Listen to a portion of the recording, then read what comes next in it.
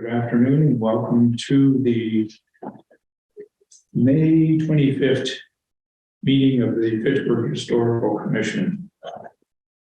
Call the meeting to order. Please be advised that FATV is conducting the audio and video recording of this meeting for public broadcast. And roll call, we have Don Ostrowski, Andrew Lepasti, Ellen G. Geronimo, and myself present, which constitutes a quorum. And let's go to the first items on the agenda. Does everybody have a copy of the agenda? Yes. Number one, public comment period. Seeing that we have none. We'll move on to review and approval of the April 27th meeting minutes. I think Don had a suggestion amendment to the minutes. Yeah, I added some of Don's comments just before we met. I sent it over about 2 o'clock or 5 and 6. If you have a copy, late. Was on the demolition delay and snowwall preservation items. Okay.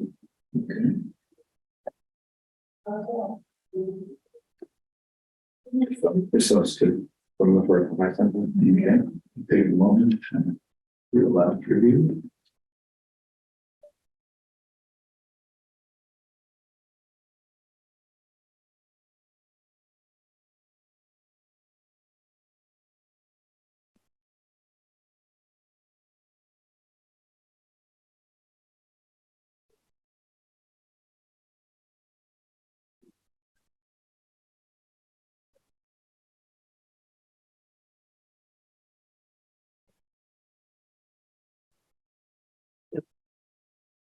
I have a motion to approve the minutes as amended.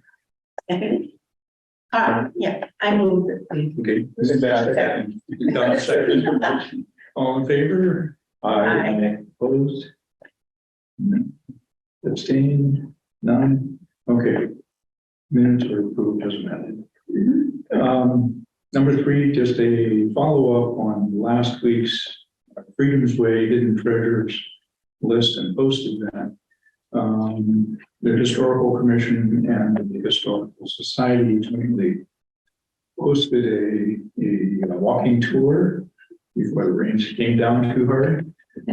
So we got at least halfway through the tour, and we got must have been 68 people that were with us on the tour, and primarily did the Upper Common area, looking at monuments, and Susan DeVar was a great host on adding lots of historical facts to pieces, and I pointed out some of the architectural pieces along the way, and we had a lot of good interest in fun looking at some of Fitchburg's great heritage. In the past, good decade ago, there were walking tours, Yes. and trolley tours and things like that, that primarily hosted by the Historical Society.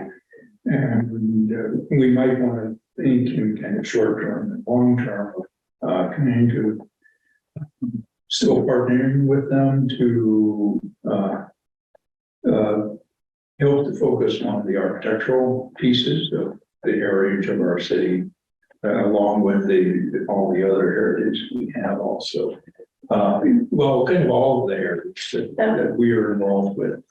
So why, because, excuse me, I didn't interrupt you, but I was a little bit younger and quite a bit younger. And it was really fun. We did have a lot of interest. Yeah. But there was a lot of good questions and sincere interest in the things, and being able to having those things happen.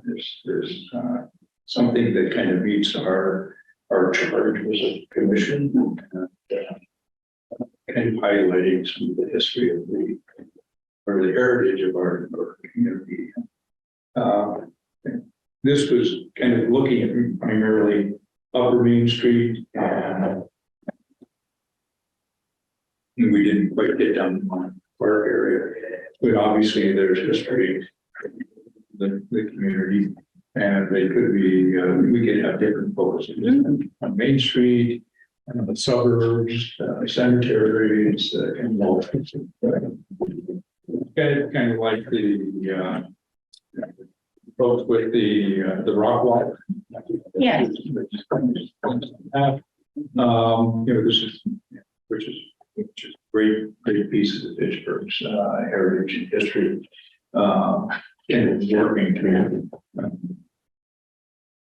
help highlight even more things like that. So, since it happened, it was a fun little piece, and we were able to create a handout brochure on it with some facts that you will take with them.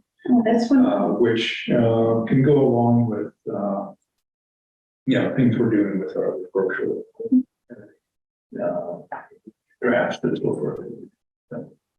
And he did a great job in highlighting some of the great monuments we had as part of the brochure too. That was a success, even though we got a little rain for the middle of the tour.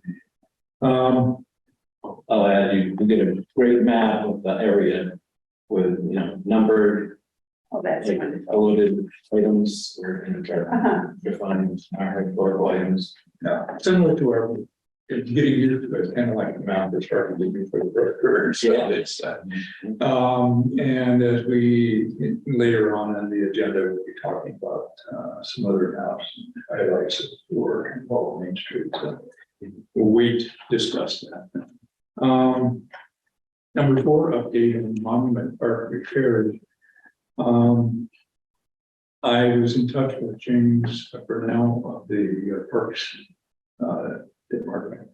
And he is saying that making some good headway at Monument Park, specifically in kind of just general groundskeeping. They have one of his commission board members of the Parks Commission has volunteered his landscaping company to take care of Monument Park during this time. I heard that, which I think is what it's David Brooks. Dave Brooks, yes. And he's a wonderful young man. I thought that was great. That's good to hear. Yeah, good. So that's a good part. James apologized that he's been working with the head of DPW on budgeting and so forth for country repair pieces. Eric is out. I believe it's Eric is out with maternity leave, or they have a child coming along, or someone there in that department. So we'll have an update on how those kind of major repairs and things may be going forward. But it's they're keeping a good eye on that, and will be coordinating with us. Oh, that's wonderful. So things are moving along on that. Study.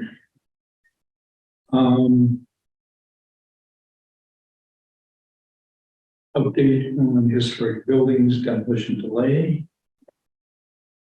And Don, I think you and Andy had done the presentation, or? Yeah, at the Historical Society, and it was,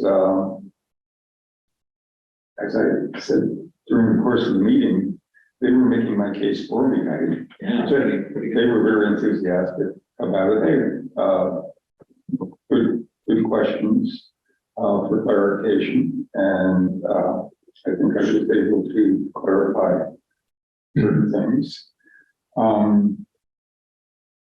They were also interested in the brochure for the historic districts and areas. So I sent them the draft that you had sent out.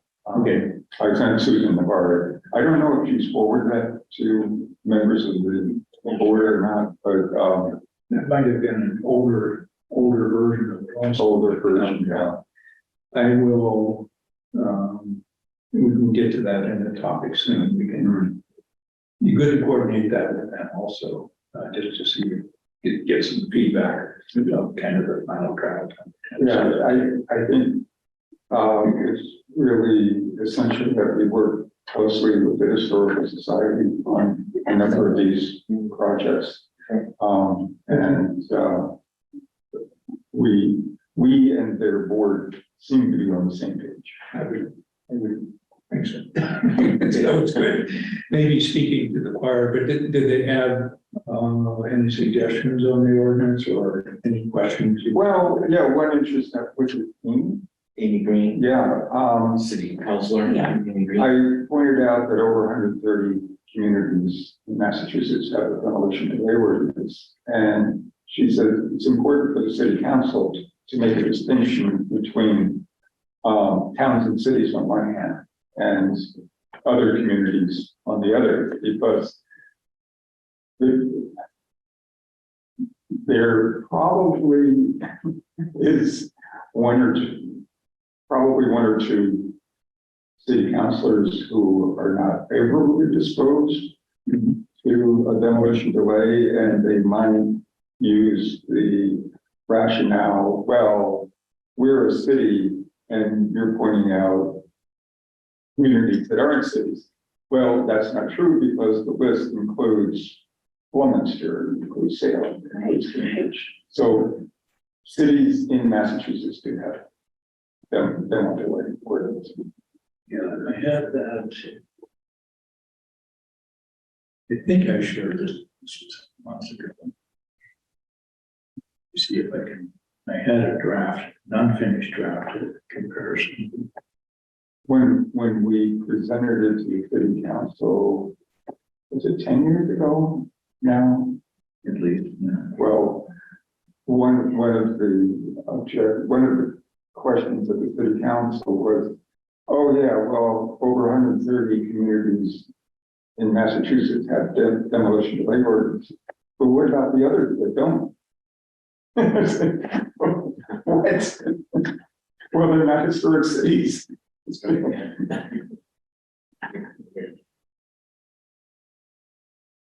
Ellen? Makes it tough to convince. Yeah. They were grasping at straws. I'm very excited about the the historic district for sure. And, I was talking to Keith about, of setting a meeting with the council of some of, before we sent it, so that they, feel as though we've shared the information. I mean, I mentioned this to you, Andy, because I used to think about working with the society and maybe having two cities who have, been successful with all these things come and present it at the Historical Society. We could co-share promoting it because, it just has so many places that, they'd be thrilled to have it, yeah. Yes. Yeah, a lot of cities. It's But we're losing a lot of it, and the members of the board of the Historical Society were cognizant of that, and that they're favorably disposed toward we should try to maintain what historic resources we still have in Fitchburg. Because well, I'm almost finished with outlining the buildings that all of them on Main Street, and I apologize that I didn't get it done sooner. And I thought maybe at the next meeting I'd bring it, and I'd share with you what I thought the narrative could be to go with it. And I even felt that maybe if we were to Fitchburg State, that we could have individual cards, each one of these buildings, you know, a cup with the picture with a little history. And one thought I had was to work with the city and identify all the buildings and ask if it's possible for, you know, people in the city to contact the owners and go through the building to see what has to be done, you know, in order to bring them back for use, with the understanding that the city wouldn't be expecting any of them to do anything until either the property changed hands or they themselves wanted to do something. I mean, it would be really wonderful if we could engage. Oh, yes, and you know, what we need to be cognizant of are several two things. One is that there is a notion among some people in the city that when one mentions history, that this is somehow blocking the progress of the city, because you're keeping old things. Therefore, you know, it's out with the old in with the new progress. And I quoted you with what your father told you about the tearing down of the train station. Yeah. And it's just the reverse, in that the Historical Commission, it looks at the proposals, the master plans for the city that have been devised, and every one of them says, use your historic resources. Absolutely. So it's the, if you want progress, you need to focus on your historic resources, not destroy them, because it's the opposite. You don't get progress if you destroy them, and you don't get economic progress specifically. I know. The other thing, the second point is that right now, the Historical Commission is not really set up to, if they were to implement the demolition building ordinance. No. We are not Well, set up yet. we have to, and Keith and I have been actually talking about it. You know, we have to take the responsibility of getting the city involved in these things, you know, give them a chance to review it and talk about it. And because it really, all of it is towards the redevelopment or revitalization, whatever Yes. term you want to use, the city. And again, I'm sorry that I never did anything about bringing people from other communities who have, you know, have gone through this and can show how, you know, the revitalization of the buildings or the restoration of buildings has provided added tax, you know, tax record income. Thank you. And that it's exciting to repurpose, and it's really exciting to think about how these buildings were in the past and what happened there. You know, some of the buildings have on the top floor like a room that, or a big space that you could have an event. The Cogsall building is one that I really love, and I mean, and you can also see all over the city from the top floor, but they used to have big events there. And I suspect that maybe some of the other buildings have the same opportunity. Mm-hmm. You know, I haven't been through all of them. And, As we were coming into the meeting today out in the hallway, doing the medicine hall there, And she was, mentioning that you had talked to her about the demolition delay and so on all those pieces. And, she suggested that we have the mayor come to our June meeting. And, we can kind of formally present it to him. So he's on board and get some, his feedback. And,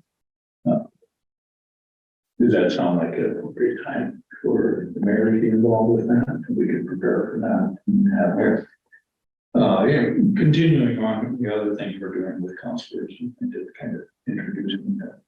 But, And we could have a mock-up of the brochure at that point, that we could show him yeah, a physical copy. That's a good idea. yeah, which is, you know, you correct pointing out to have, physical illustrations and pieces of, Yes. this is what we're talking about, particularly in the downtown area. And that would be, I'm sharing that, and so, so maybe we'll put that on the agenda, I'll email him, let him know the date and time that she suggested she come to that meeting, and,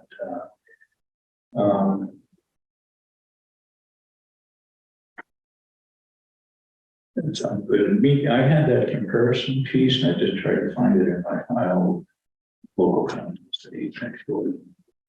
I have yet to find it, and then I don't know if I had sent it out to the rest of you. Do you remember receiving any draft copy of that showed kind of surrounding towns, Munster, Townsend, and Ashby? I have that somewhere. I did research on it. It kind of got buried somewhere. So I will try to find that comparison chart. Yeah, See the if other, it's something you want to incorporate. and I think another, something else that came out of the meeting with the Historical Society is finding out what other, cities and towns have done with their historical commissions in terms of having hearings on, their demolition delay ordinances. Yeah. How do they set it up? Yes, because as you correctly point out, we need to have a mechanism to Right. have it be, active. In some of the towns I found, like an application document, and obviously when you go to the building inspector, for demolition, the building inspector would have the ordinance and knowing exactly the parameters, and there was an actual document that then the property owner could fill out the document applying for the delay to get it started.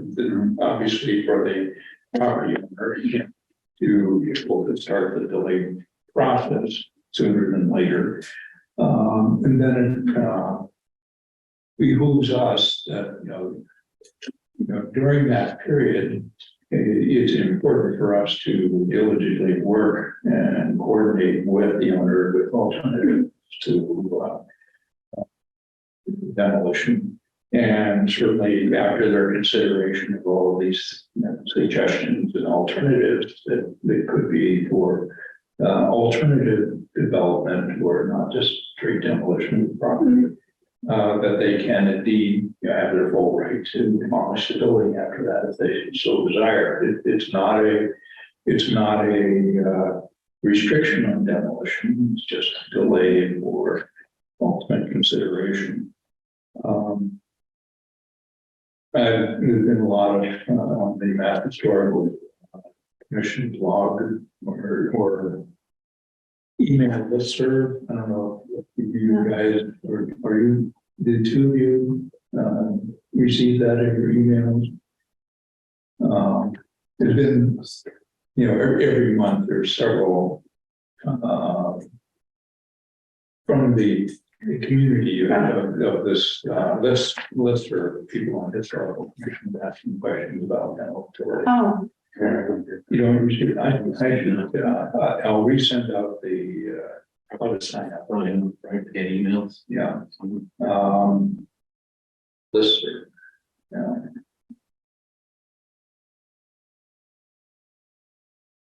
And there's a lot of great dialogue. And what happens when, we're removing sleep signals, or what if it's a city building?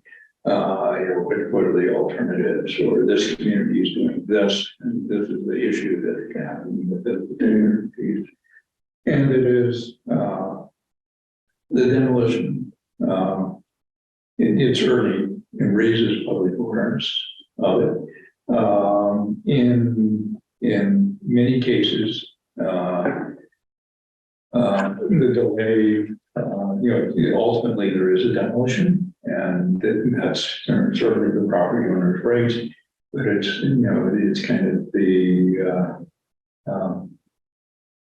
onus is on us as a commission, and obviously the city and other departments of the city to use this time as just hoping to suggest alternatives. It's certainly not taking the right of way, but it's providing a time for listening and for presentation. So You had sent us out an email, I think it was the town of Winchester. They were trying to lengthen their demo delay permit. But the person running that department or group mentioned that it's more cost effective to renovate an old building than to tear it down and build something new. I thought that was a great point. yeah, and there's there's certainly a lot in the day of, or our age of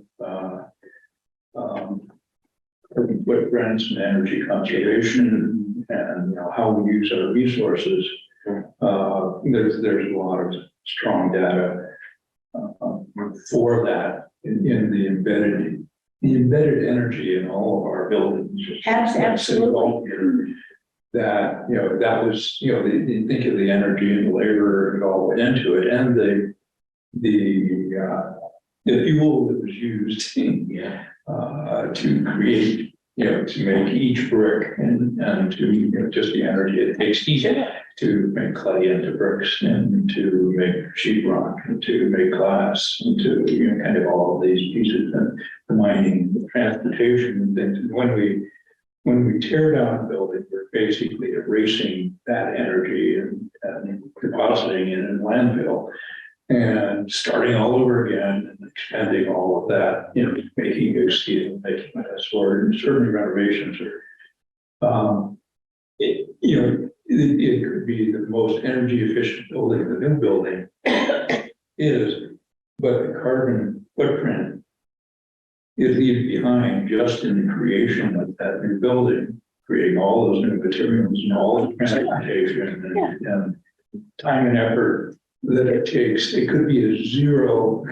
carbon footprint building, but it's going to take it years and years and years to make up for the energy that they just took away from it. So how we look at energy conservation and pieces like that kind of parallel our cultural understanding of the community's heritage. And yeah, it's a matter of educating people, because the notion is to, the default is tear down the building, and as with the city hall, when the city hall committee was first meeting, there were a number of people who thought that way.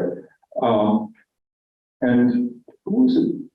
Was that the society meeting? Somebody mentioned Newburyport, that the plan is something they wanted to demolish the entire waterfront area, and this was years ago, and they said, "Wow, I do know about this. Yes. Yeah." And they decided, and now it's big tourist. It's wonderful. And I also thinking of European cities. Europe was destroyed. These cities were destroyed in World War II. And what did they do? They rebuilt their old towns. Like Warsaw and Munich and Leipzig and Dresden. They rebuilt the way it was before World War II. And now tourists are coming in. Oh, absolutely, and that's, really on people's minds when they travel throughout Europe, seeing the wonderful buildings and learning about the history and the community. Well, I've been saying this forever, but we have wonderful history here. And our history is our future. absolutely, we build on it. Okay.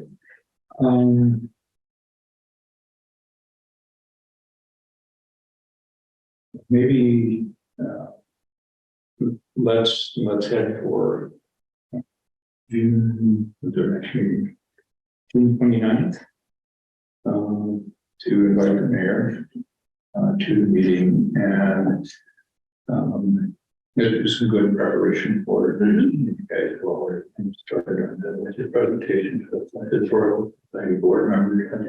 And kind of an understanding of, knowing that it would take some staff time to help us administrate this. We found we can pretty much administer the small monument park, just local historic district pieces with a few buildings that's there. We don't have lots of applications, except last year we had two, the library and the Faith Club. But this would be kind of a more frequent piece, and our involvement with probably the community development department would be their support in helping us do that. Which is kind of a side issue that we were trying to set up a meeting, a small meeting with community development to kind of introduce them to keep them abreast of several of our initiatives, and for them to kind of let us know what they're working on, how we might be able to help support them as a commission. We are probably thinking if our meeting is June 29th, I think the Tuesday before that, which would be 27th, I'm going to see if we can set up a meeting for that date. I'm going to be gone for a few weeks, and I'll be back.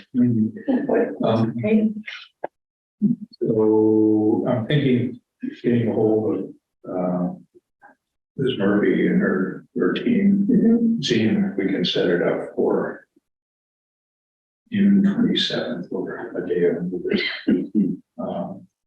I'll send an email out to Okay. you and Don. If we can't show up with a quorum, we'd have to announce it as a Right, so I'm thinking Don, so I try to attend that. I'll send you an email just to check your calendar. Good enough to get that working or not. Well, at the same time, we could be talking about, and obviously that's on the agenda of talking to them about the dam delay and stone walls, et cetera.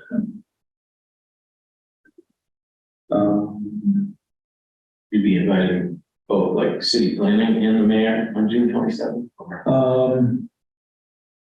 I think just the mayor, so it's 20, the mayor will come to our actual meeting on the 29th. Yeah. And we'll put this formally in the minutes, and I'll confirm it if they're available on that Tuesday. This would be people in the community development Yes. office, or their department, I should say, who would be interested in, it's our way of connecting with the city, and then. Yes, and my brief email conversation with his architect, Liz Murphy, was very positive about getting them knowing what we're working on, and I sent them a list of topics, including both demolition delays, stonewall ordinance, or brochure, or street signage, what other initiatives? And understanding we have 2 vacancies on the board now, and seeing if we don't have people to fill it by then, they might have some ideas of people in their contacts that may be interested also. Well, I perhaps I've told you before, but the Salem, city of Salem's person on our historic commission was from the planning board, our planning department. And that was a direct. Yeah, and I would believe that the historical commission formed in 1975. And I think moving forward with that time until it kind of went to sleep during the 1990s around, that there was community development representation on the board at that time. And they were the ones doing all the survey. It was Frank Harrison. Who was, planner on. And he was also an architect. Yes. We know that they're the smartest people. No, but it was very exciting. Yeah, so it was a very strong act. The city has been involved very strongly in the past, so we're hoping for, again, that renaissance with support. Which is the term that mayor used for Pittsburgh. Because it's undergoing a renaissance. Well, we're helping. Yes. Yeah, and We get we're all for it. So. And we're all helping in different ways. So. Update on the appreciation, preservation, historic stone walls, structures. Any updates on that or? Oh, I ran into another council member at Verizon Bright Cafe, Sam Qualia. And she was very interested, so I sent her drafts of both the stone wall.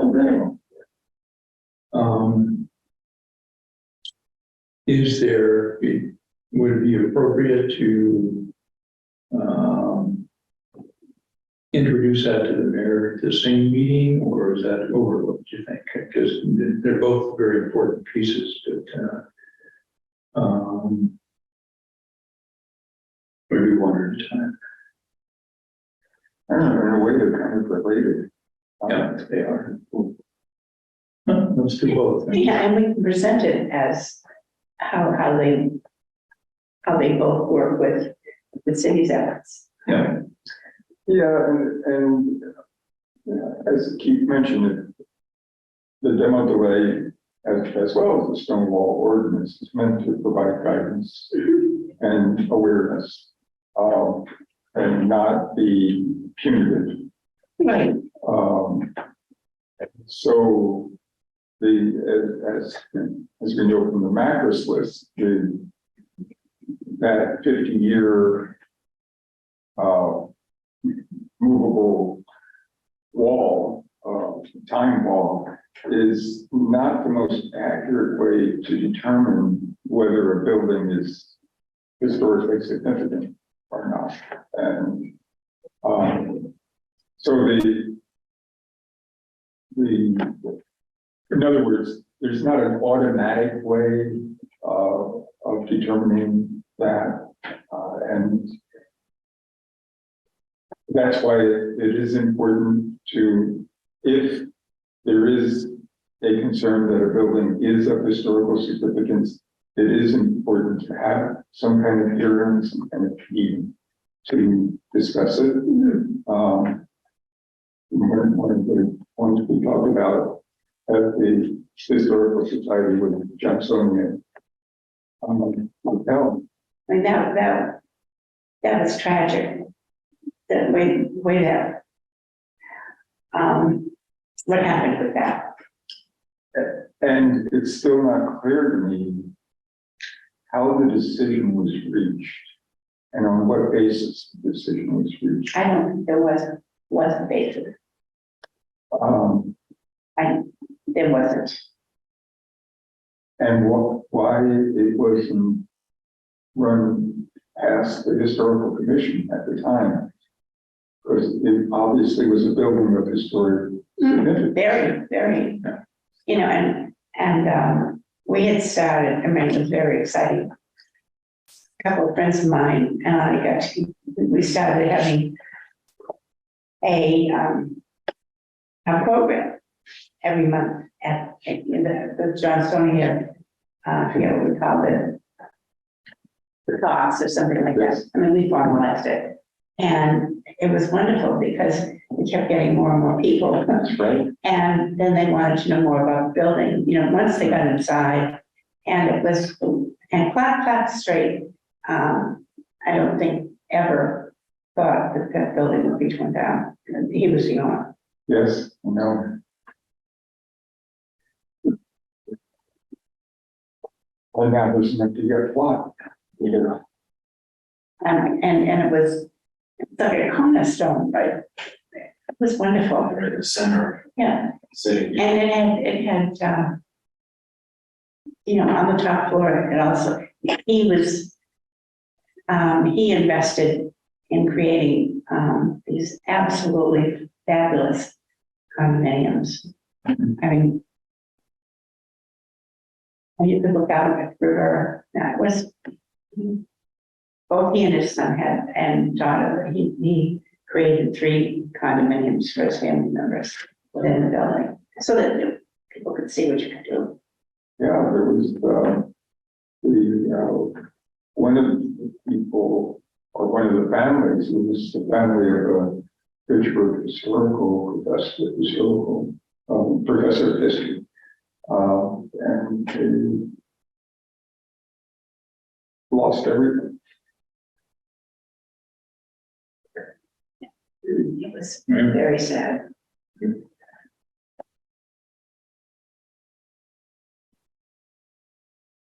Yeah, buildings like that were, I think any demolition, particularly damage like fire, can be certainly devastating. Certainly wasn't destroyed. No, A lot of complications in ownership and supposedly insurance at their fault, but having additional push from, you know, city agency, you know, or city organizations such as ours, which may have helped. But we it would have helped. certainly, you know, I'll focus on the priorities, what priorities they were. And it's worth that's where an ordinance can, again, it doesn't stop the demolition, but it allows a good review and discussion. And perhaps a different way of thinking about things, the alternatives. And at least getting it on the record. Yeah. So more transparency in this. Sure. And you know, certainly demolition delays not to interfere with public safety or public health when there is a tragedy such as a fire or some other thank God that can happen to a building. That certainly can be unsafe conditions, and the building commissioner has is required responsibility to look out for the public safety, and that would certainly trump any pieces. And in those cases, that has to take precedence, but it needs to be, it needs to be not a frivolous piece, but it's something that, now is not the issue. The other alternative should certainly all come into play, helping to preserve the building, keep the water out, et cetera. And we have, current examples like the YMCA building that could have been a much more disastrous than so far it turned out to be. So let's prepare for the next month and have some good documents that the mayor can take with him. Clear talking points that we want to have. So maybe we can put our heads together a little bit before that time. So,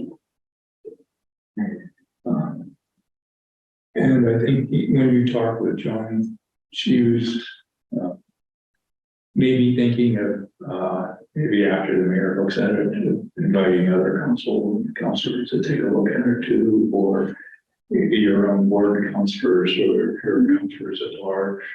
We can all be talking with representatives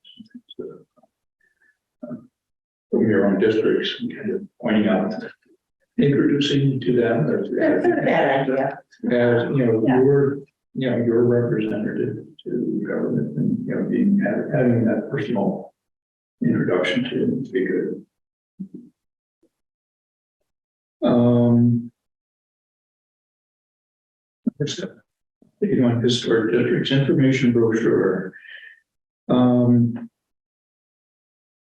We're a little bit delayed on our graphics person has gotten to not able to complete the final draft. JJ Sukia, who's the professor working with the students on it, is getting the final draft of in the application form that she created that with, and is going to share. And I know she was making some final corrections on it, so we have kind of a copy of what that is. And he volunteered, or he's able to find perhaps another person that can help to finish up the graphics on it for our final edits. So it's it was slowing down, and she was kind of volunteering her time beyond her class to find it, work on it, and it's going to be a little bit too much for her current schedule. So JJ is hoping to get back to us on that shortly, and I'll check with him next week to see if it's so they're all kind of finishing up finals and stuff. I haven't plugged in for a while.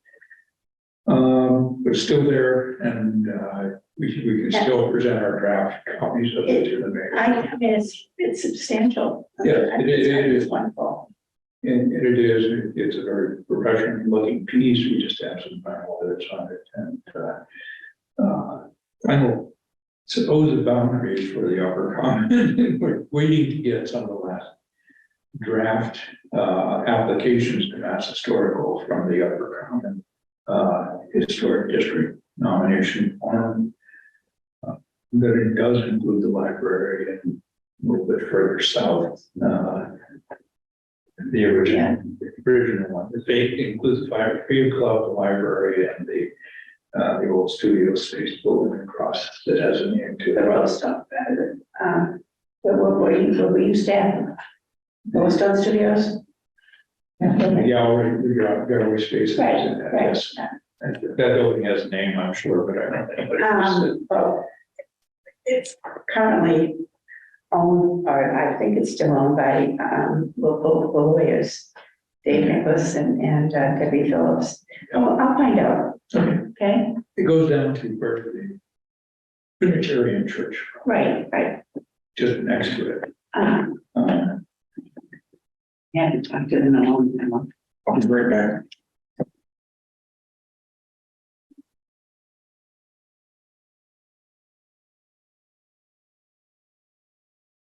Building is for sale. But the corner of Grove, Wallace Avenue. Wallace Avenue, Maine.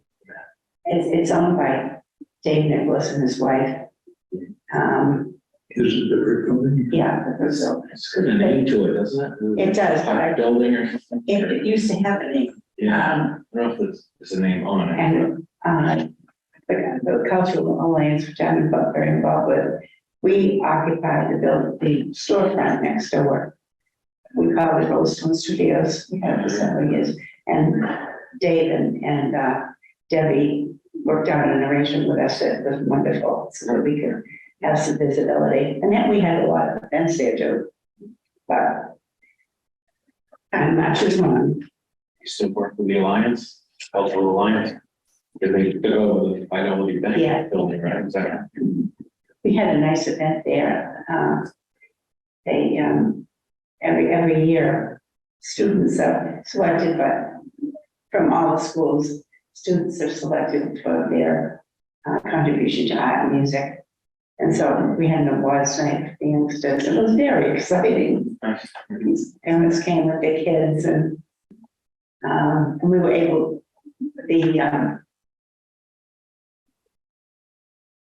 when the bank was there, well, it was the first half of the building, if you're looking at the Monroe Road to,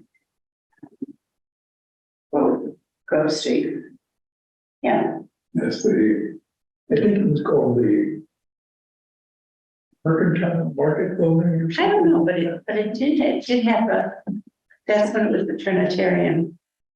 That interesting, interesting enough, it was a church. Yeah. And the group that started the church, their whole focus was on anti-slavery. And they were part of another church in the city.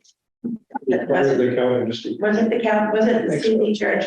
You know, on Rollstone and Maine. Everybody in the church wasn't interested in that subject, so they broke away and they, had their own church. And I think it's very interesting because of the Civil War monument, right across the street. It ties in beautifully. Yeah. I think the congregation broke away from the 1840s, but it was You've got a great memory.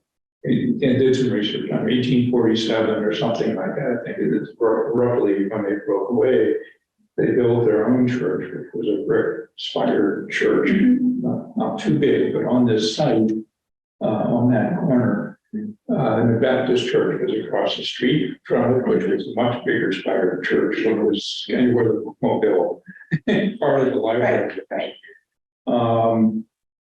And before the Bay was there.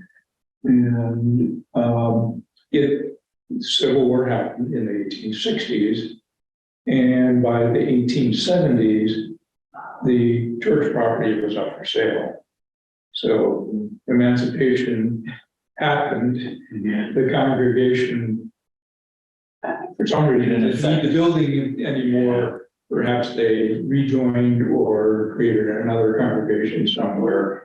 I thought that was wonderful. I would love to know those people. Yeah, but we can kind of read into history one way or another, but kind of their purpose for breaking off or their differences had been resolved. One of them is Through much loss of human life on both sides. But then the church went up for sale, and I suspect it was actually demolished. I don't think the church was as big as this building, or they may have used the foundation for it. But this was designed by Adrian Francis during the 1880s, I believe, so some 5 to 10 years after the church was sold. So Adrian Francis created this 4-story pile and part of it was kind of Mercantile Business Trade Association. I'm sure not the whole piece. The post office was on the lower level that faced onto Wallace, what is now Wallace Avenue. And then moved up the street to the corner of Elm and Wallace Avenue. So this is an unpaid for document. That's the No, but copyright print on it, but this is one of the few images of it. Yeah. And then it That's, became- I don't know that I've ever seen that, Keith, I'm happy to see it. Yes, and I found it online, it's for, this image is for sales, it has the postmark of it or whatever. I haven't purchased it, but I was just sharing it with credit to, and is the copyright holder. And that small piece of fencing in the foreground, That's our same fencing, or no, the brick, the masonry fencing, that's just like a foot or two high, way in the foreground. Oh, this is That'd be the wall. this is the door you're into the wall slide. The old wall is library, not Yeah. museum. That right, that would have been there. Again, on each St. Francis side piece, right across the street. So it had this little kind of raised curve. There was a sidewalk on the other side of it, so it's standing in the lawn of the library. And then it became, somewhere it became Central Hardware, then Auchan, et cetera. So there's some other great images of it. Almost like vinyl sided over the brick building was here, but Well, I mean, windows replaced. that Central Hardware, from the time I was a little girl, my father would take, if you took us shopping with him, that was one of the places that we went to often for some reason. Yeah. I forget, did the Ocean own Central Hardware? Thanks. Yeah. It's like the main hardware store in the city. Oh, it was. Yeah, for people. Then it got torn down, right? Yes. For them to build a new building that's in there now.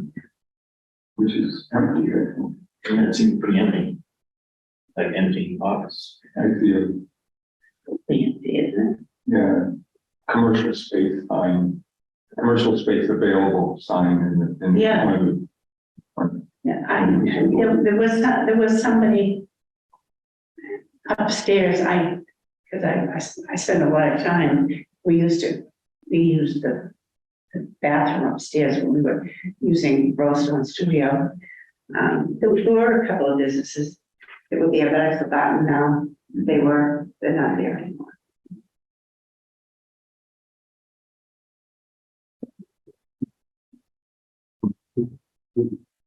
Architecturally, the building now seems rather undistinguished. Is it representative of 1970s architectures? It is, unfortunately.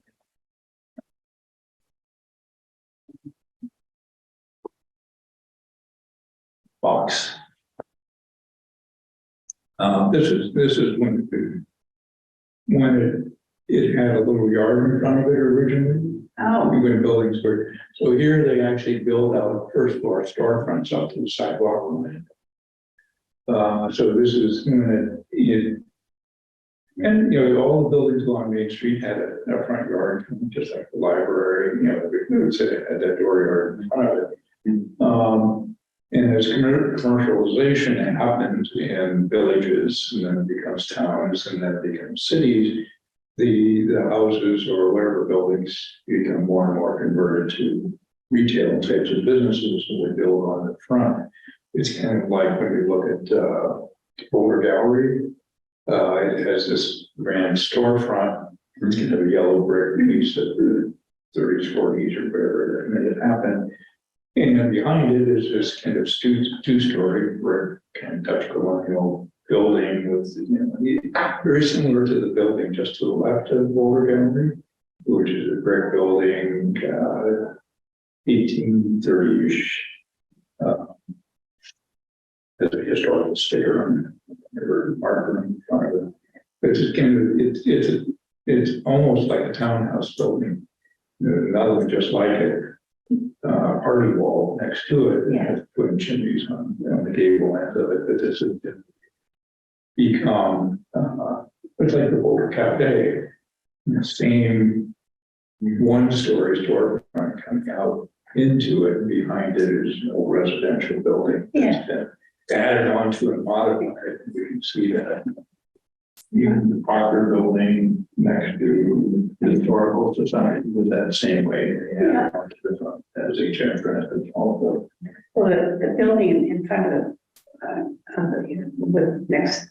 that was next to the boulder, the one that's freestanding now, that was Charlie Passios'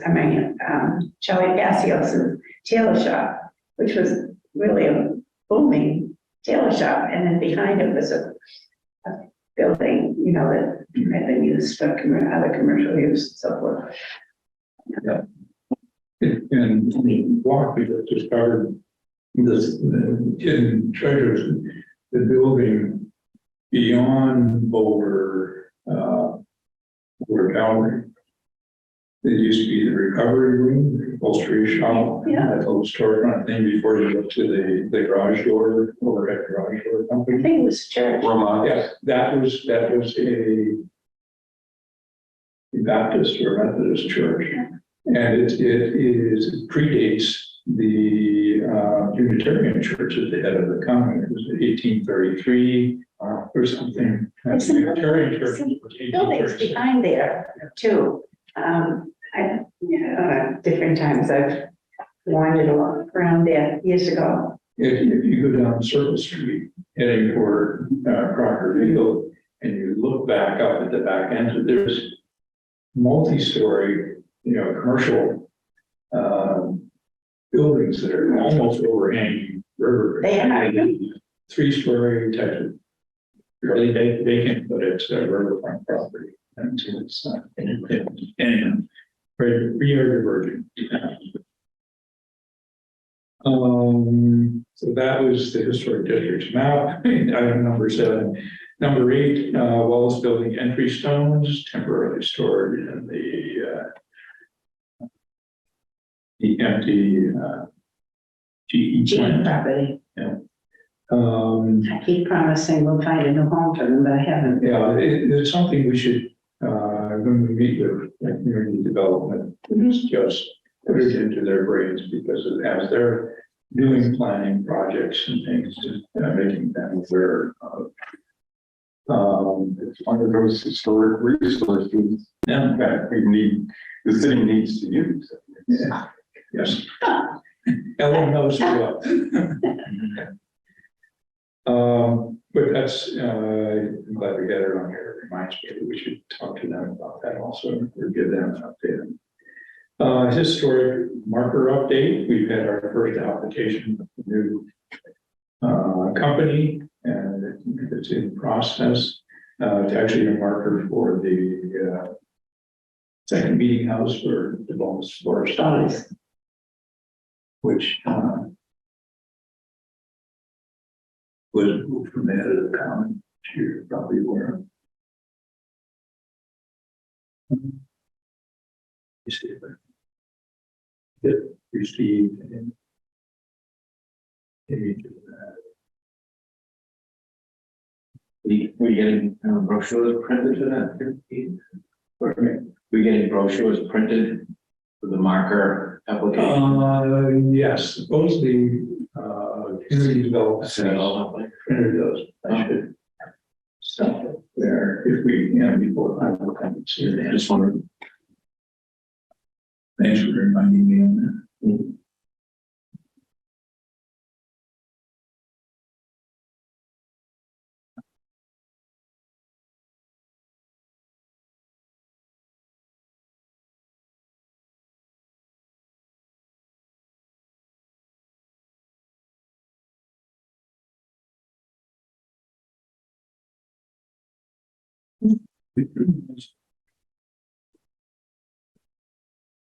Runs community development, is that Lisbon? Lisbon. That's good. That's What's that?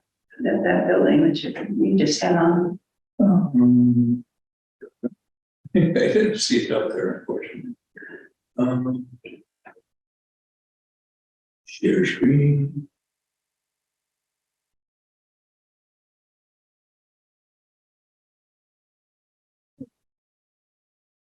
Technical problem.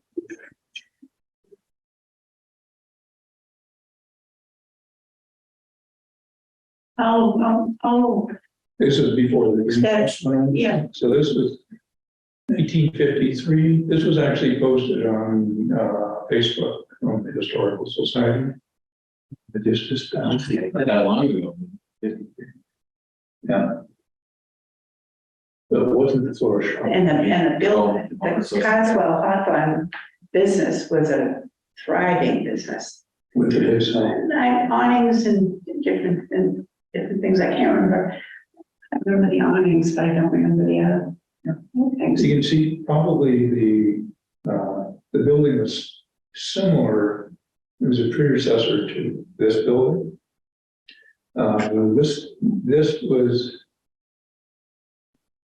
This was built in 1796, dedicated January something or other, 1797. It was a When it was very- located somewhere at the top of the common, close to where the Unitarian Church is. And it was moved off the common to this location in 1835 or 36, just about the same year that the Unitarian Church was built on its own private property.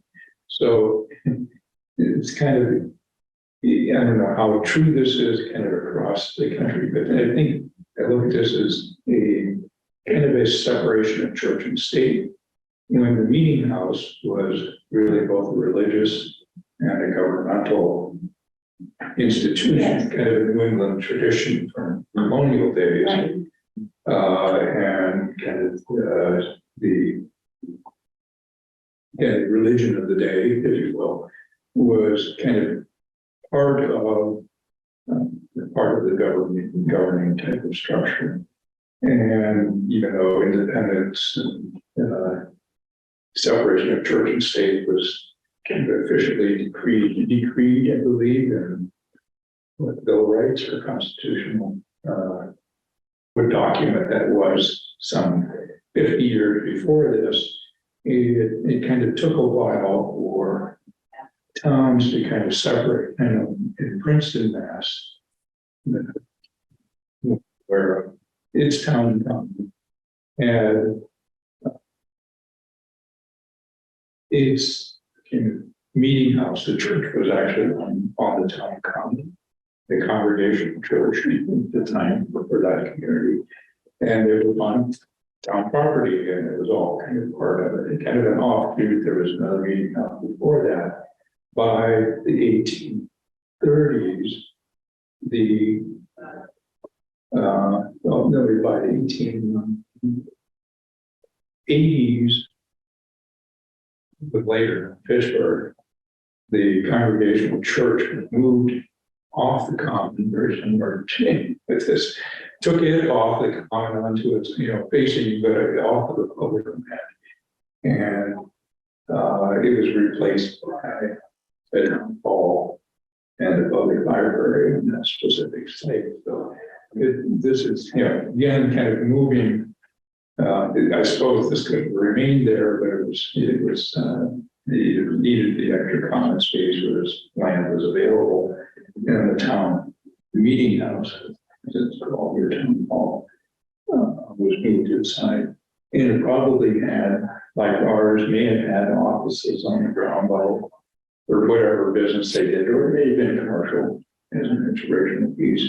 And the second floor has the big tall windows, very reminiscent. You look at the side of our town hall here, it's almost the same. It's the same piece. We have the big double, this was almost a two-story space for the town meeting. It was a big hall for town purposes. Quite often it was shared with performances, all things, but it was a sectarian table, but a town hall used for town meetings, etc.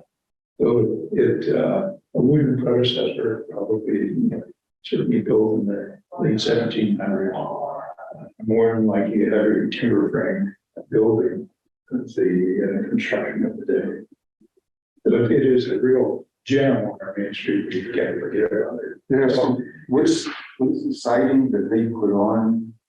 It's actually a stucco on the outside of it now, but I think it's kind of a trowel around Looks like it. Yeah, and this probably collaborates with the corner boards and things on. I can't remember. Yes, So those clapboards probably are still underneath. the old wood frame is up behind it. They probably took the clapboards off too, And so, okay. or they're fairly well destroyed from moisture and masonry or plaster. Yeah. It's basically in my memory of what it looks like. Although the window heights are still there, they're all replacement windows, maybe not the upper. The three windows at the top might be the same. To see, yeah, then the lower ones are replacement. Yeah, I don't have a picture of the upper, you know. You know, I rarely ever look at the upper story anymore. And honestly, I'm so happy that you had that print. Mhm. Because I just, I used to see it all the time, walking from B.F. Brown, you know. When we left B.F. Brown and the high school, we hung around downtown. Really, it was wonderful. I don't think we upset anybody. I'm talking about kids. And I don't think. so it's great, it's getting its historic marker, and that's, Just going on that building. That's nice. I forgot about it, we had to print it up, so we're not able to get them today, maybe Andy, if you're in town next week or something, you could check in community development right in the third floor, and see if they have those printed out for Don. I won't be in town next week, so let us know, but it's something that when we can divide them up and place them in brochure holders and things here, things to hand out to, have some on hand and give to people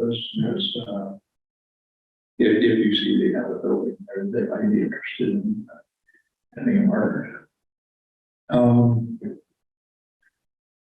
Number 10, protect, document, and share Main Street building histories, historic districts, tax credits, and other pieces we probably talked about. Creating, kind of the intent of this is. Well, the map, you know, was the idea. You know, you have all of them, and you know, my imagination, because I was kind of my hands, you know, to have separate, just a little card with for each building, you know, history and so forth. And in our digital time, as Don is checking his internet connection on his phone, we can have the map handout, and each of the buildings could have or there could be a website that they go to and just click on the building. Yes. And be able to get that digitally Yes. where they are too. Just being, slip the map under their door. Say, Right, here's information on your building, just click on this for your neighbor. Giving it to all the real estate agents and Absolutely. City councilors and things like that too. It's an economic development plan. Yes, so. Exactly. Another reinforcement of that, so. It's a great idea, so let's continue working on that. Number 11, commission membership vacancies. Yes, I am talking to a lawyer. Haven't got any commitment yet, but I'll continue with that. Yeah, and our other missing piece is someone from the real estate community is one of our required, if possible, pieces. I've reached out to the North Central Mass Real Estate Association or Realtors Association, and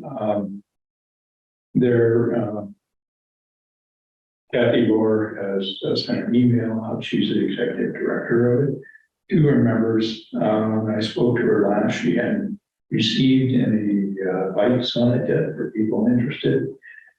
There is one local agent that I have contacted that's interested in historic buildings in the past.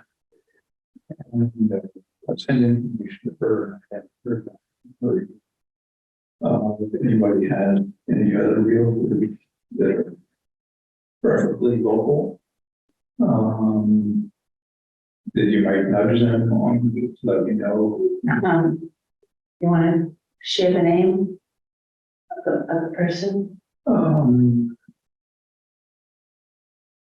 Let me send it out to you. Yeah, okay, that'd be great. Yeah, yeah, right. But, you know, I'll. I mean, it might be somebody I know. I can't be sure, but I might still know. Yeah.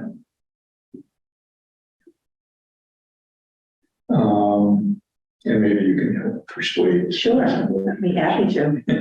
Good, you're good at that, Alan. Yeah. So we have two vacancies and we're looking for, I'm trying to go by the book on this one, just to kind of get our required, membership that With the elections. is required and there's suggested membership, and it's like 3 and 4. Makeup, so we'll see if we can fill it that way, and then we'll reach out beyond that. Okay. Unsuccessful next, during the next month, perhaps. Summer schedule. Sometimes in the past, we've taken a month off in July or August. You don't have to. We're having trouble with corn, we possibly consume time, then we can just keep on moving along. And I'm okay with that too. So. Roger. I mean, I'm not going anywhere. I'm not going to, well, we're going to Maine and New Hampshire, but not at the time that the. Yeah. Yeah. Historic Commission. So, we'll try to continue on. Okay. Monthly again, so, all right. Any new business? Well, I have a question for Alan. I walk Sophie, and a lot of the time in the morning, a lot of the time we walk downtown. She loves walking downtown.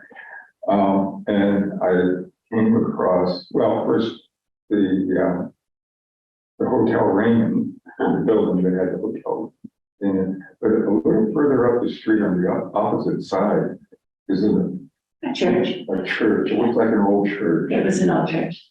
Right, built right into the hill. Yes, Yeah, Yes. I can't tell you. It's not the Trinitarian, it's the. Universalist. Yes, the Universal, that's right. That's H.M. Francis designed. And it's spectacular. oh, it is, oh, don't, it is. As a marker. But in the not too distant past, You got a picture? Oh. in the not too distant past, it was the headquarters for what's it called?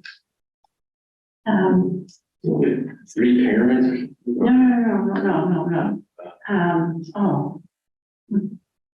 An organization. It's like a community organization runs out of there now. I'm not sure, but it was,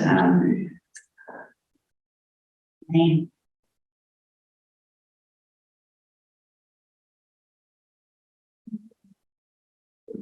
Even had a beautiful. Oh. Yeah, and I think some of it is. I can't remember, but there was an organization, and that's when I got to really, go through it, but,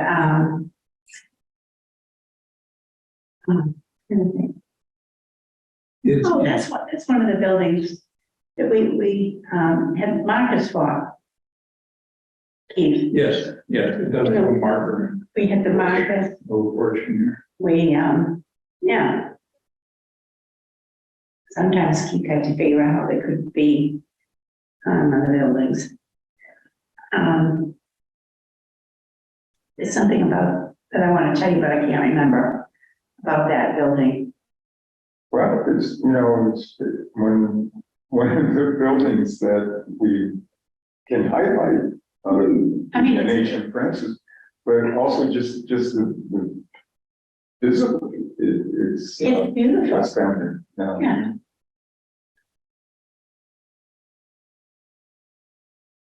And that's the part, those are the parts of Fitchburg that we really try to preserve. I will read about the churches that are closing. I wonder what's going to happen. And somewhere, I think the universities purchased that one. Really? The one on Day Street?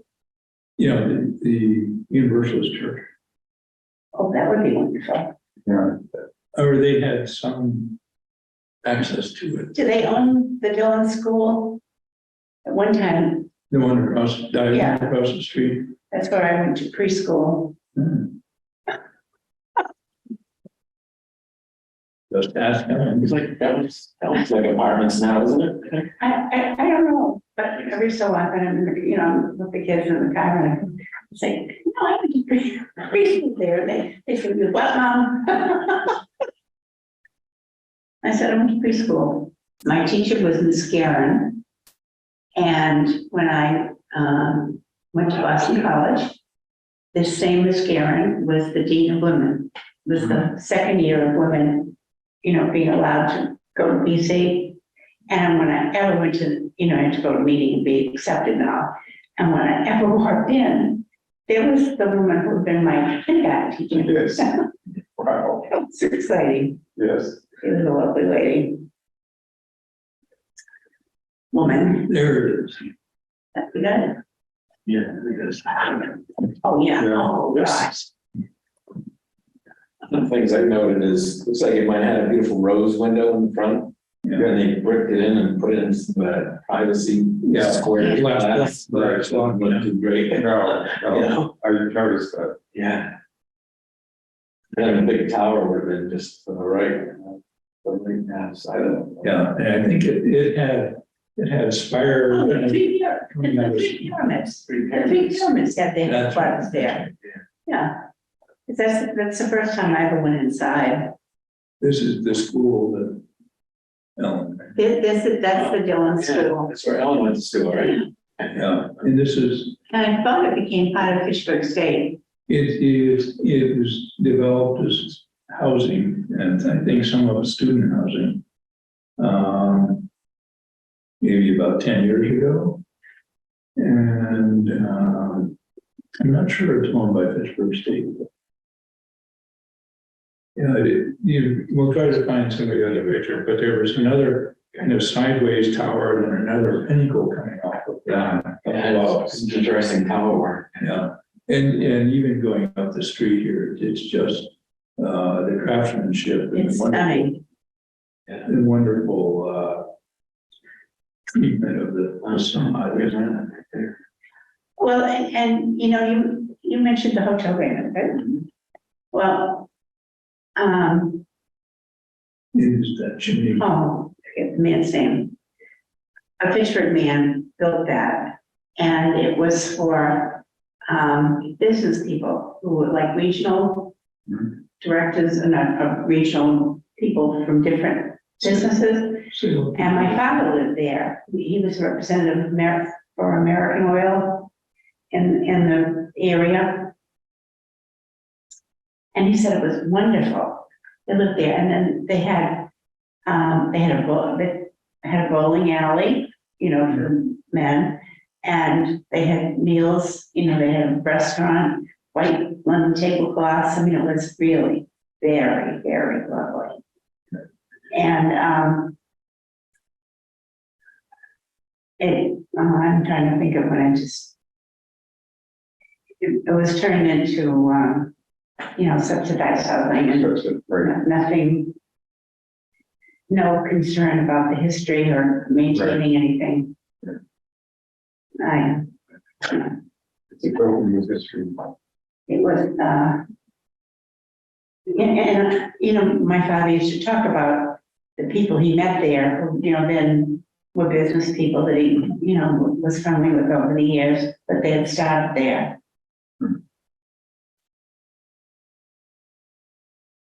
Yeah, beautiful tiled roof overhang for Yeah. cornice line up there, bracketed.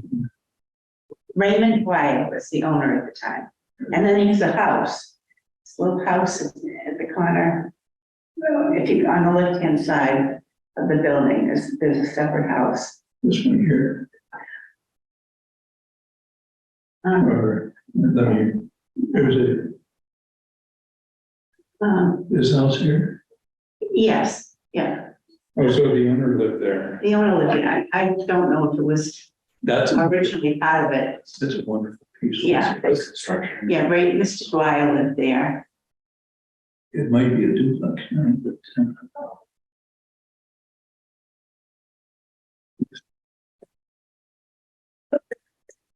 That goes way back. Yeah. One other thing, new business, just to put on our radar. A little thought. We see if they can, get these images.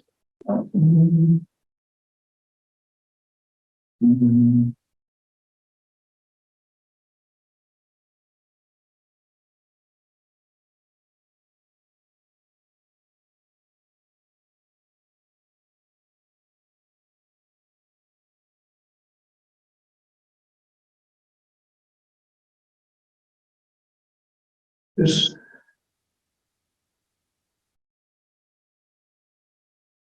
This is the Wallace stairs, Staircase. near the end of Wallace Way and going up to the Longville School, middle school.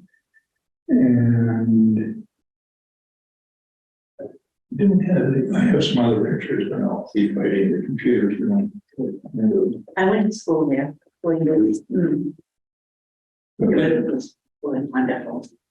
We, in the center where all these windows are, that was the staircase. So you were able to see every kid in the school that day going up and down the stairs. It was wonderful. Yeah, those steps are magnificent, Yeah. just. Oh, that's lovely. Oh, So these are some pictures of kind of the original high school and the stairway. oh, and yes, those, remember I mentioned the lights. I mean, they were there when I went to school. And And they lit. Nice picture. Isn't that beautiful? as the Yes, I wish those lights would come back. Yeah. It's very close to Monument Park. The logo is, although The light towers that it doesn't extend up that far. No, crazy. But Gotta do that. with the old courthouse soon becoming on the market, it's been vacant and there's been talks, and I think community development will be able to give us an update on what the schedule is on it, that the building will be probably become part of city property and it will go up for sale. Brief discussion with community development that we'll work with them on creating a request for. you mean the school? No, it's just on the courthouse Oh, itself, okay. which is just down the street, Right, right. just a block away. But as that's being developed and enriched with whatever multi-use or housing it might get into it, and historically preserved, hopefully the boiler building behind it also. Yeah. My favorite Pittsburgh building. It's a deer, it's Oh, a deer, yes. it's a deer. Yes. But I'm thinking of, some, dreams and awareness of maintenance that's needed on the stairway and some tree trimming around it. And perhaps re-lamping. There are about 3 of those on each side of the total line. There are three runs of stairs. You go up Right. about 4 stairs, and then you go up about 10 stairs, and then you go up about 20 stairs with the final tier going on up. That relamping this, and I don't know if it's something like, the Monument Park, they kind of took stuff down and they, were like, they had the molds and so forth, Yeah. the old pieces, Is there some city warehouse somewhere that these lamps where they probably smoked for that? But, is it some way that we could either duplicate or replicate with something similar?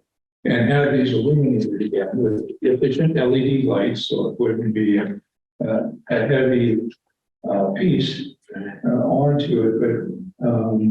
And I was there about a month ago, I was looking at it and taking some these photographs of it. And I was out by the school and just noticing the brick on the school, particularly on the ground floor that's right on Academy Street there, the lower level of it.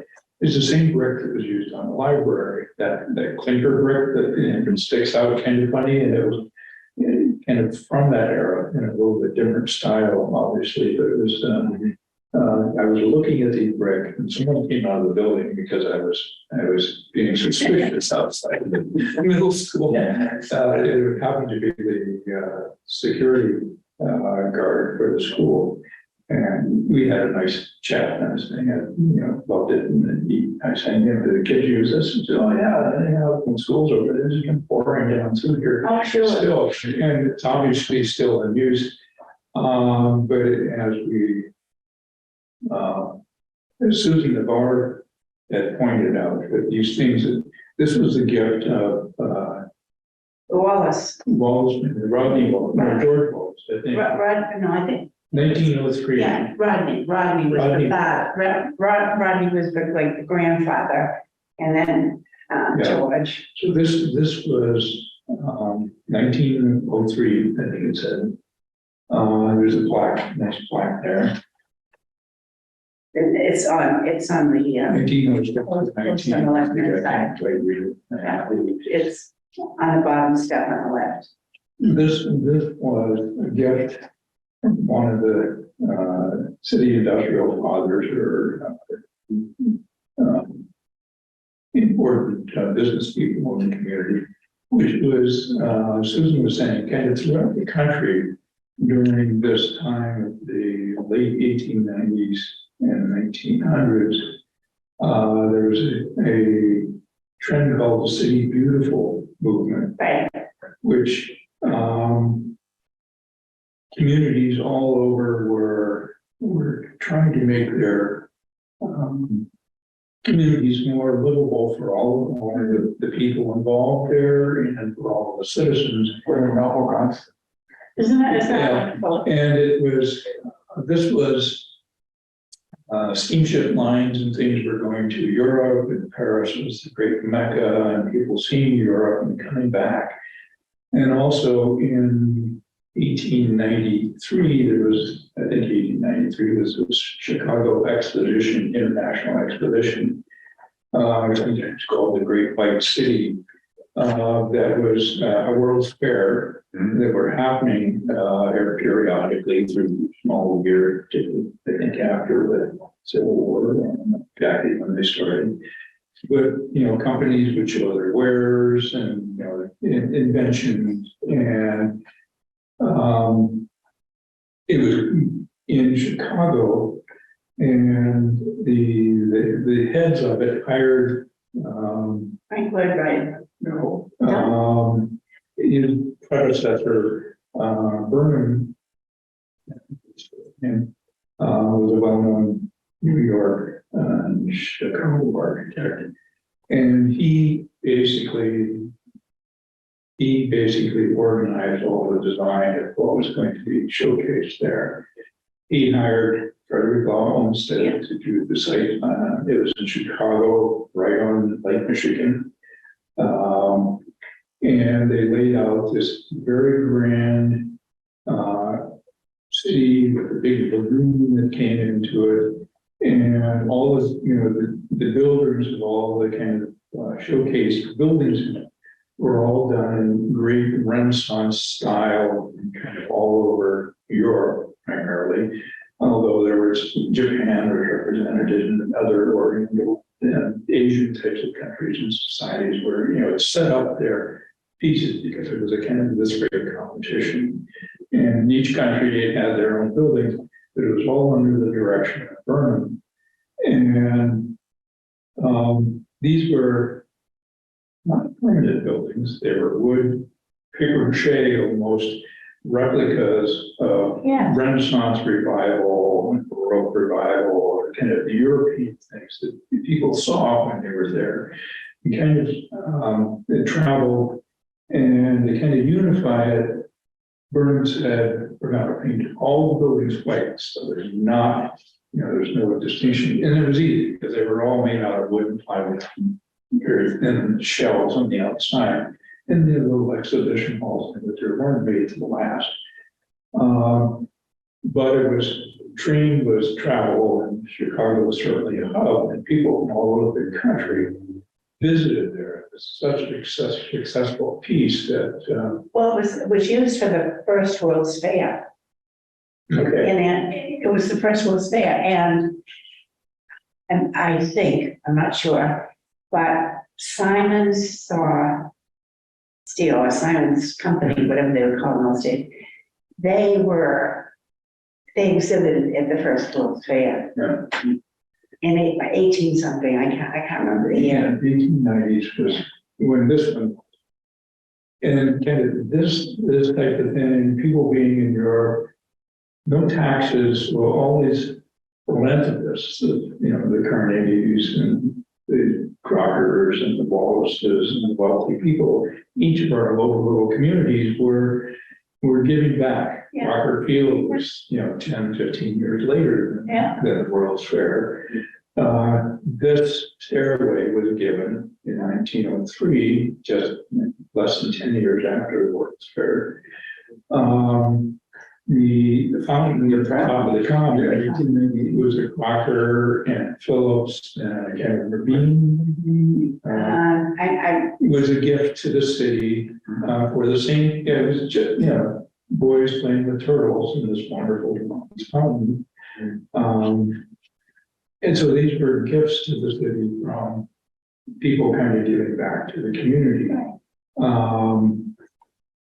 And Susan said during our walk, was saying, this was a way for the people, worker families and things to have the exposed to some culture, libraries, Carnegie was giving out libraries all over the country soon thereafter and during that time. So this is kind of, as we look at our own community, right here in Fitchburg, we have evidence of kind of this international, or certainly here in the USA, kind of this movement, it was called the City Beautiful movement. And this is real evidence of it. The Walls libraries, the old library, the new library, Crocker Field. But growing up, we never knew any of this. I mean, today you're telling me things. You're telling me, sharing information about those stairs, and as you were talking, I was thinking that thousands of kids have gone up and down those stairs over the years and loved it. I mean, we used to have, sometimes when we would want to have a picture taken for some event, we'd all go out there, and it was a good place, background, and kids oftentimes lingered, leaving school, and when the doors opened, there was a rush, and then they'd get down and they'd be like on one of the two or three platforms, and sit on the stairs. It was used and enjoyed by so many young people, and we never knew. It could be an amphitheater. It could be an evening program. People sitting on the stairs on both sides, and performers could be on the middle platform or whatever. Absolutely. Or it could be, as a getting back to the commission and what our role is in kind of highlighting these pieces of heritage we have in the city and making people aware of them. Making budgets available for perhaps, it needs some work. It needs some preservation work. It is included in the proposed Academy Street Historic District as one of the major features, the main features. The Ed Brown, the stable, the Academy Street building, the Longview School, and the stairway. So, it is, and maybe it's eligible for some state funding or something like that also. Well, that would be just wonderful. We just had the alumni meeting. Maybe next year, somebody will remind me. That could be, we could talk about that to the Community. graduates, the alumni. Yeah. And we probably have alumni who could, I just put this in as kind of new business, as things that we, I just kind of re-stumbled upon it. And again, the Facebook Historical Society blog, had shown one of these little pictures and I copied it. Then I found some other pictures and this, looks almost brand new here, but what it would do, like a few years ago. And there are companies that make some things that are kind of similar to that. I don't know if we could get it exactly replicated, what it would cost to kind of replace the original design, which would be best. And what it would cost, and we would need, there are little bronze caps on top where the electrical stuff came up. So it was early electrification, it was 1903. And or 6, whatever it was, but it's and looking at, it's a community space, so it can be shared by everybody. The school kids see it, certainly the middle school would see it all the time. and at one time, there was such a railing. That was bronze. Okay, Beautiful. There was a piece of it in the backyard of the house at the corner of Wallace Avenue and Pritchard Street, the gray house. yeah, it doesn't show it. No, it's not that way. It's the house across the street. No. That I don't think that's not there, but on the other side of the street, there was a piece of it. And I saw it myself and I wish I'd thought to ask if we could put it somewhere. I wasn't thinking. I didn't know enough about it. It was at Brown here. Beside, place, where, Pretty fast. Starry's, nightclub was on Main Street. Oh, Oh, yeah, Is it, no, not Putnam. that's Putnam Street. Mill. Pritchard Street. Mill Street. Cushing. Okay, yeah. Which is steep up there, and the building had a bronze handrail coming down on the side. of it. Oh, okay. I'm talking about Pritchard Street. Yeah, Pritchard. Yeah, Right. I'm sorry, I was in the wrong place. Yeah, I was just thinking of the railing that spot too. It might have to have railing on it so people can get up and down. 88 and things down. A nice, I would add to the, doesn't have one now. But a center railing could certainly help that. As the stairs keep going up, they get quite steep. The risers are quite tall, so you get good exercise. Pretty amazing to see worn marks on granite blocks. Even that picture right there shows where the kids were walking through, two paths and wearing out the granite blocks. Yes. Steps. Yeah, that's I actually never thought of that. the center part there. You're right, yeah. So, I don't know what it was originally, it's been blacktop. This is concrete. It would take a little bit of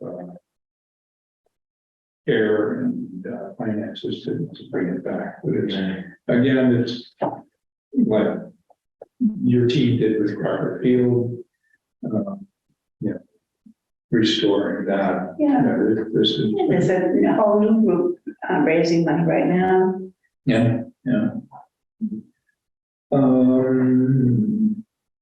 Yeah, things aren't going to be in this, but I found these nice figures. Okay, well, we hear all these things. It's a, something, you know, we could be thinking about along with, you know, with you guys, you know. From the, yeah, so on, our item 10, historic district. Yes. Document is it the Massachusetts Historical Commission that's also helping out on this? Is that correct? No, Number 10, oh, yeah, that's a project to develop, to document and share Main Street buildings, histories, historic district, you know, to. It's We have a- it's kind of like the brochure, but We don't have the it. brochure just kind of talks about general districts. And this is district, and you go look at it, okay, there's a building, but I don't know anything about the building. So this would kind of go in depth, building by building, what's the history of it? Who built it, you know, what's the age of it? You know, just a little picture, a blurb. Yeah. So, It's very nice. and, you know, it could be, it certainly can be a printed document. And you would have a map with, you know, 803 Main Street or, yeah, there is no 803. This is 800 and. I can't remember. Anyhow, they have an address and you can go to that written up page of the thing, and give it a picture of the history of it. Which most of it's on the macros list, so we can pull the histories, inventories, or where necessary, get some additional research to historical society, and working on that. In the same time, we have these histories, and also there is kind of this resource list. You know, if it's in a historic district, or if you want to make it a national register building, you can be eligible for tax credits, like the mill sites that have become tax credit. Like safety fund building. Yeah. Some of them might be in the H.M. Francis overlay district that has all the inventory stuff very up to date and be very easy to get it listed. And your tax credit stuff is almost, in hand, or certainly a lot more of the research has been done. Or if it's already in a historic district, like Square Historic District. Well, the H.M. Francis, all the H.M. Francis buildings at one historic district. It's not a district, it's just that it's surveyed. You said that to me. Yeah, and, you know, I'm sorry. Although, you know, that survey says, you know, this research was done so that it was done for the bank building, Yes. Safety fund, safety fund bank building, which Newview did. that's right. Finance it, some tax credits. So this survey was done for Newview and for, you know, the background information for any of the other H.M. Francis buildings in this inventory to be able to go through. It really was quickly. It's a gift that they produced in order to get funding for their Their building. building restoration. Mhm. And, you know, it had to be done according to, you know, rules and. Yeah, just like they're doing with Vietnam. And then they're doing the same thing they're doing with Vietnam. So they're applying for all of that to be a district and not just an overlay, because it does have a boundary to it. And the same with there, right across here, Pittsburgh State is under the Upper Common Historic District application, which is in process of Academy Street and the Upper Common Historic District proposal. But once they get listed, and we can, you know, in our inventory can note at the time these are in historic districts, and you already qualify for Tax credits. for the tax credit piece, or, this is the historic information on your particular building. And you could apply individually or, be part of a Lower Main Street historic district or something. So it's putting a database together Well, and accessible for the building owners. the Moran Square project used the Syndicate building at the corner of Cushing, what is that street that goes down? I can't remember. Troy Passway. That building and the fire station. And I'm sure it was very That successful. happened because of, the labor that you helped spearhead on there or do most of the work on for the, square historic district. But it was, I think I drove Ralph Percy. Every so often I come across something that was really exciting for my friend. I said, hey, wow. Yeah. What have you found now? Yeah. It is a well-documented district, and I go back and look at it, but just the old maps of the development of the railroad and all the buildings off of that, the depot area and the freight stations and the roundhouse and the caboose mixing shop or whatever it was.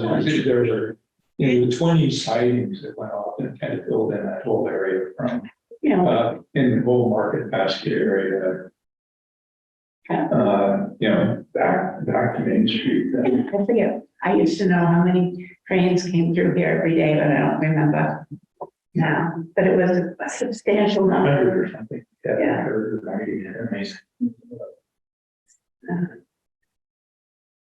Okay. The historical pet club is now ready for any business. Very nice, very interesting. Mhm. So I think kind of a recap. We are planning to invite the mayor to the next meeting and the room come in. And primarily to discuss our proposed interest in ordinance or otherwise interest in building demolition delay.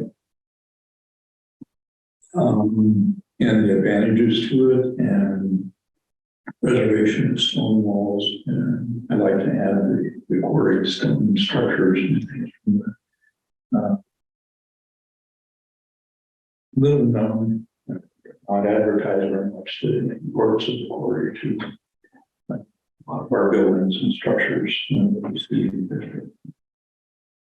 I will also look for that demolition delay comparison of nearby cities and I have documents on there to watch in the plan. And we'll also be kind of aware, making a pitch that, it would need some additional staff support. And hopefully we have met with community development earlier in the week. We can set up coordination pieces and maybe discuss. This is one of the topics we were going to do with that also demolition delay. Get their thoughts by along with the stone board. I've been remiss and I apologize. I wrote myself another note. I hopefully won't forget to look at it. I want to get the ordinance from Salem. Because their historic commission is tied in with the planning department, and a member of the planning department is a member of the historic commission. And, I you can know, look it up. okay. Yeah. Thank you. You can ask them also, we should, they have it online, I'm sure. So. I'm sure they do. But it was wonderful because there were things that the individual members couldn't do, that the city could do. And they were there. I mean, Salem is very interested in its history. And they had to work hard to get the natives to see that there was value in that.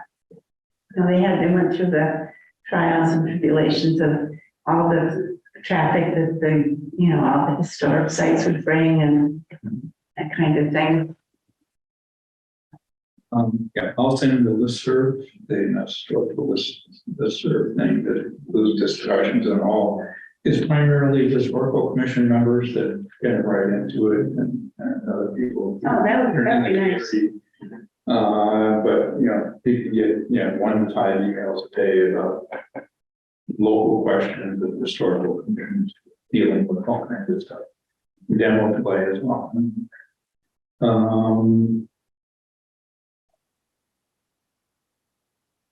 Community development also talk to them about the community involved stuff.